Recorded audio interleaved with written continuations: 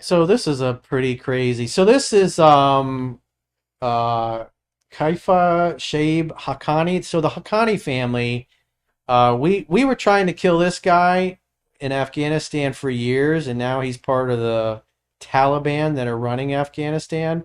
And so in Islam, homosexuality is not allowed. It's totally banned. But they have Bacha boys, which I guess it translates to man boy play. And so this is one of the leaders here, and he's holding hands with this, prepubescent teen here, probably a teenager, who he pounds in the ass. And but that's not homosexuality because their beliefs and what they say is that women are for babies and men are for pleasure. Nicholas Irving was talking about that. You remember that clip from last week? He was a Army Ranger sniper, Hmm. and so you look at this and you're like, wait a minute, you can't be homosexual, but yeah, it's a gray area. It's like, so even the upper leadership level of the Taliban are participating in this, and so this is his little boy. And so when these guys get a little older, I mean, they dress up as girls and stuff like that, What? and then they pound them in the ass basically. Because to them, because their version of Islam is that, having sex with a woman that's you're not your wife is haram and you should be stoned to death. But I don't know how they get around the exception here. But when the leaders, the Taliban who are running Afghanistan now, are like, hey, this is totally cool, and it's like part of their culture. Like all my friends that served over like this. Especially the guys that drive the big trucks. They pull up to the truck stop and 4 or 5 like boys get out, and they're abusing all these boys, and then oftentimes in order to keep them in the family, they'll marry these teenagers off to their daughters when they get old enough to kind of keep them in the family. I don't think they pound them in the ass anymore, but they dress up like girls and they put makeup on and they twerk and shake their asses around, and I mean it's just fucked up. You think these are the people that we basically handed the keys to Afghanistan back.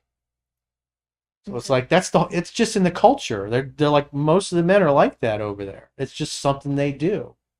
Reminds me of that clip. Why are you gay? I'm not gay. You are gay. It's not gay if you do it once. But then so they kill the homosexuals there, but then what is homosexual? If he's not a boy? That's not technically homosexual because he's not He's a really a boy? man. Oh. Oh, so when the he turns loophole. into a man, Yeah. That's when They're- so they're just out here raping. They're just Pretty much, like yeah, technicalities pretty much, yeah. here. But I just looked it up and it says same-sex sexual activity is considered haram, forbidden. So make it make sense. Yeah, it's contradictory.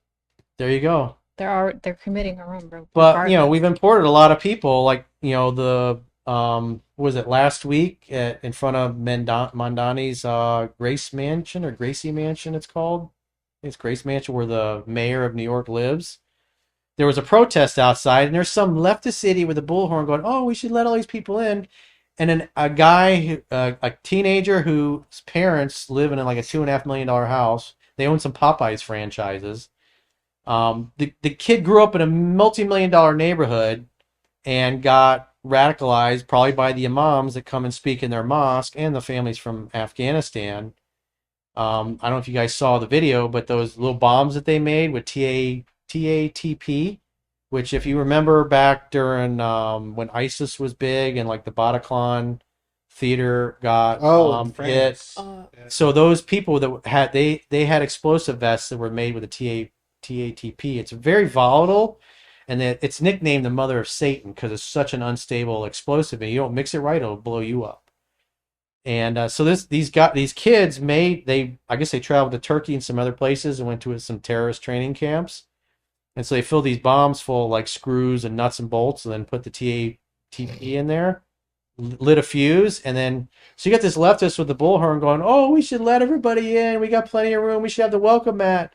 And so this kid runs over and uses him to kind of jump up and throw the thing, and then he turns and runs the other way. Thankfully, it didn't go off because the guy was an idiot. But this is what you import people from this culture, and then you allow these radical imams to go in the mosque where they go, and then they turn them into jihadists, and then they commit terrorist attacks. And it's like that's the culture they come from. where, raping boys is just totally okay. So when that, even homosexuality is haram, and they're somehow able to bend their beliefs to do that, that guy in the far right there, that's one of the other leaders of the Taliban who's running the Taliban. I think he's the one, the Minister of Education, if I'm not mistaken. He's the one that said women can't be educated in any way, shape, or form. Ew. And that's his little bocce boy. So it's a boy that he's pounding in the ass. And so they dress up as women. Gay. Because again, having This is sex with disturbing. women is haram. This is gay. This is disturbing. They're taking it a little too far with the pictures and stuff. Yeah. Well, it's like when you say these things, most people are like, "Oh, that's not true." It's like, talk to somebody that's been over there. There's picture proof. And they were said, "Don't get involved. It's just part of their culture. That's just what they do." These were our allies. These are kids. It's disgusting. The average liberal, they don't know about this stuff, and they're going, "Oh, let's put out the welcome mat. Let's just let everybody in. Sure, it'll be fine." This is a religious scholar, another one of these animals from the Middle East, who says this is why we're here. These guys are they make these TikToks with this and they broadcast it. And of course, when I talk about it, especially people that are Muslims, that are sympathetic to these guys, they get upset about it. Oh, coach, you don't understand. You need to talk to the Muslims. Like, bro, I have Muslim clients all over the Middle East and they agree with me. It's like the only people that, get upset at that, they believe this shit, So let's hear what he has to say about the United States and why we're here. He didn't come here to be an American, land of opportunity. He came here for conquest. He's in America still in the throes, still supporting this. I don't know, like I said, I don't know what degree it is. It is because, however, of Christianity. It is because of Judaism. In Western nations, aside from America, America is the last stronghold for Christianity. In Great Britain, people are becoming irreligious in droves, and ultimately, they're becoming Muslim. They, in America, they still believe in Christianity. And in Christianity, in the Bible, explicitly says that God promised the land of Canaan to Abraham and his descendants.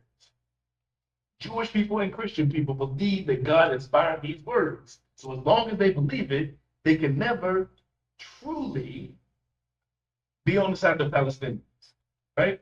So our means of helping the Palestinian is down. So we can cure the ills of the Jewish people You know what Dawa who is? have a superiority complex.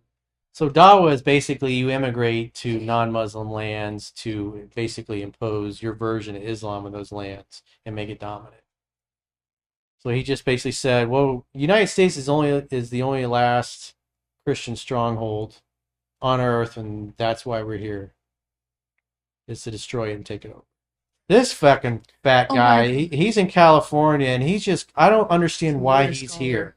I think he got kicked out of Europe for this shit, but he's allowed to just go from. So it's guys like this that radicalize the kids that go in there. They listen to this guy and they think, oh, he's an authority. He's like the kid can't get laid. And the guy's like, well, you're gonna get 72 virgins if you die a martyr. Wants to put a Muslim ban. He wants to ban Muslims. We will tell him, this isn't your country to ban. This is the land of Allah, as every land is the land of Allah.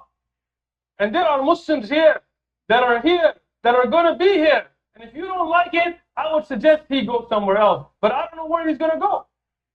If he goes back to Europe, a lot of Muslims in Europe. I've been there recently. You go to Africa, you go to South America, you go to China, you go to Malaysia, you go to Japan, you go to the Antarctic. There's Muslims. So I would make a suggestion. If he wants to go somewhere where there is no Muslims, I suggest he goes to hell. And know that our Prophet sallallahu alaihi wasallam has given us the glad tidings that this religion of Islam will enter every household. every household. The Prophet sallallahu alayhi wasallam in the Sahih Hadith he told us, this ummah, the guarantee, this ummah who will be victorious, and those that try to overcome them will not be able. Yeah, so he just basically saying this isn't our country anymore, it belongs to them. Oh, this is the guy that's been in the news a lot. They were trying to deport him, and the Democrats were like, no, we got to keep him here. And then you got the leftist judges that, brought him back. And last year he says, we are fighting for the total eradication of Western civilization. And so where is he? He's having dinner at Mandani's place. And Mandani's wife, liked a bunch of posts from the October 7th attacks, which is clear that she supports it. I mean, the guy's an Islamist. He's a fucking jihadist in a nice suit and a fake-ass smile. And he's only been in the States for like 5 years. But again, the Democrats are like, oh, he's so pretty. His wife's so pretty. They're so nice. And they want to fucking destroy our country. They want to bring in as many additional Muslims as possible who think like them so they can basically take over. So this is Mark Andreessen. He is Ben Horowitz's partner. That was the one I was talking about earlier. And I tend to agree with this. So it's like, how do you spend your time? And he says, my information consumption is now 1/4 on X, or formerly Twitter, 1/4 is podcast interviews of the smartest practitioners, which I watch a lot of podcasts with these, especially Mark Andreessen. I really like listening to him because he's so fucking smart. And he's so tapped into what's going on with technology and stuff. And he says another 1/4% is talking to the leading AI models. So having conversations with AI and using it and seeing how good it is. And then the other 25% is reading old books. He says the opportunity cost of anything else is far too high and rising daily. So you wonder, how does the 1% stay ahead? That's what they do. 25%, they're on Twitter following smart people.